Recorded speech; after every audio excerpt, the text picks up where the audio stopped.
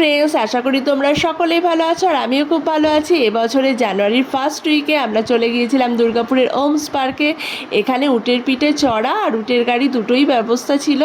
আমার বেশ ভালো লাগছিল উটগুলোকে দেখতে। আর এখানে সাইকেলিং করছিল ছোট ছোট বাচ্চারা। আর এখানে একটি নতুন সংযোজন, সেটা হচ্ছে বোটিং।